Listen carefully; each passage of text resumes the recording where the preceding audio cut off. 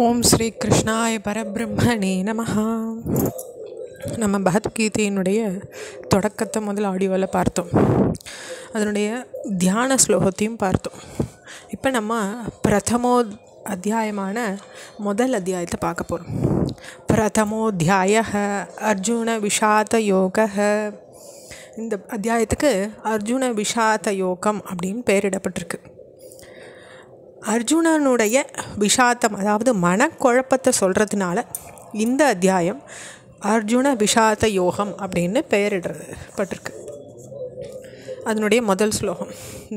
திருதராஷ்டிர உவாச்ச தர்மக்ஷேத்ரே குருக்ஷேத்ரே சமவேதா யுயுத்சுவஹ மாமகா பாண்டவா சைவ கிம குர்வத சஞ்சயஹ. திருதராஷ்டிரர் சஞ்சயனை பார்த்து கேட்குறாரு. அதாவது நம்ம மகாபாரதத்தை நம்ம முன்னாடியோவில் பார்த்தோம். மகாபாரதத்தை முழுசாக முடிச்சிருக்கோம். அதை கேட்டவாளுக்கு இதை ஓரளவு புரிஞ்சு இது பண்ண முடியும். அதாவது திருதராஷ்டிரருக்கு பார்வை இல்லை. கிருஷ்ணர் பார்வை கொடுக்க தயாராக இருக்கும்பொழுது தனக்கு அது வேண்டாம்னோ, சஞ்சயனுக்கு அந்த ஞான பார்வை கிடச்சிதுன்னாக்கா அவன் மூலமாக என்ன நடக்கிறதுன்றதை அவன் தெரிஞ்சுட்டா போகிறோம்னு சொல்கிறார். அப்போ சஞ்சயன் அந்த போர் விவரங்களை அவருடைய ஞான பார்வையினால் விளக்கிண்டே வரார். போர் முடியும் பொழுது தானே அவருடைய அந்த ஞான திருஷ்டியும் அந்த இதுவும் போயிடுறது அவருக்கு. அதை நம்ம மகாபாரதத்தில் பார்த்தோம்.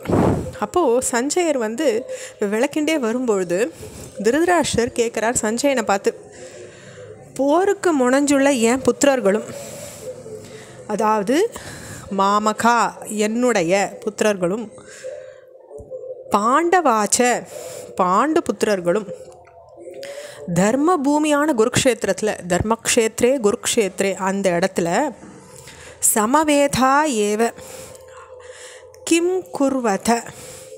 அப்போ கூடினவாள்லாம் இவாள்லாம் சேர்ந்துட்டு என்ன பண்ணுறாங்க? இப்போ என்னுடைய புத்திரர்களும் பாண்டவனுடைய புத்திரர்களும் சேர்ந்துட்டு தர்மக்ஷேத்திரத்தில் கூடிண்டு என்ன பண்ணுறாங்க? இதுதான் திருதராஷ்டிரனுடைய முதல் கேள்வி. இப்படி தான் கீதை தொடங்கிறது. அதுக்கு சஞ்சயனுடைய பதில். சஞ்சய உவாச்ச திருஷ்டுவா து பாண்டவானீகம் வியூட்டம் துரியோதன ததா ஆச்சாரியம் உபசங்கம்ய ராஜா வச்சனம் அப்ரவீத். ராஜா துரியோதனர், அதாவது துரியோதன ராஜா பாண்டவர் சேனை அணிவகுத்து நிற்கிறத பார்த்து அப்போ துரோணாச்சாரியாரை கிட்ட போய் இந்த வார்த்தையை சொல்கிறார் அப்படின்னு சொல்கிறார். அடுத்த ஸ்லோகம். பஷ்யை தாம் பாண்டு புத்திராணாம் ஆச்சாரிய மகதீம் சமூம் வியூடாம் திருபத புத்திரேன தவ சிஷ்யேன தீமதாம். ஆச்சாரியரே, உம்முடைய புத்திமானான சிஷ்யனும் திருபத புத்திரேன, அதாவது துருபதனுடைய புத்திரனுமான திருஷ்டத்யும்னனால் அணிவகுத்து நிறுத்தப்பட்டிருக்க இந்த பாண்டு புத்திராளுடைய இந்த பெரிய சேனையை பாருங்க அப்படின்னு ஆச்சாரியர்கிட்ட காட்டுறார். அடுத்த ஸ்லோகம். அத்ர சூரா மகேஷ்வாசா பீமார்ஜுன சமாயுதி யூயதானோ விராட்டச்ச திருபதச்ச மகாரத. அடுத்த ஸ்லோகத்தில்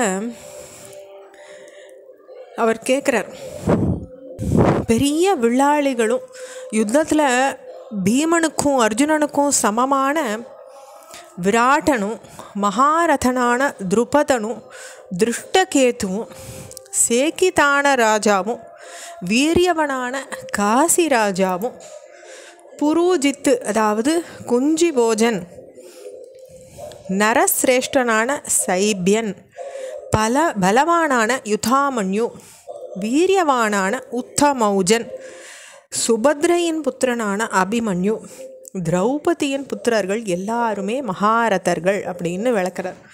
இது 6 ஸ்லோகம் வரைக்கும் அவருடைய இந்த விளக்கம் பொருந்துறது. அது யார் யார் பாண்டவா பக்கம் நிற்கிறா அப்படின்றத சொல்கிறார். இப்போ நம்ம 4வது ஸ்லோகம் படித்தோம். அடுத்த 5வது ஸ்லோகம். திருஷ்டகேது சேகிதான காசிராஜச்ச வீரியவான் யார் யாருன்னு சொல்லின்னு வர்றார். புருஜித் குந்தி போஜச்ச சைபியஸ்ச நரபுங்கவஹ யுதாமன்யுச்ச விக்ராந்த உத்தமௌஜாச்ச வீரியவான் சௌபுத்ரோ திரௌபதேயாச்ச சர்வ ஏவ மகாரதா. இதோட நம்ம 6 ஸ்லோகங்களை பூர்த்தி பண்ணிக்கிறோம். ஓம் ஸ்ரீ கிருஷ்ண பரபிரம்மணே நமஹ.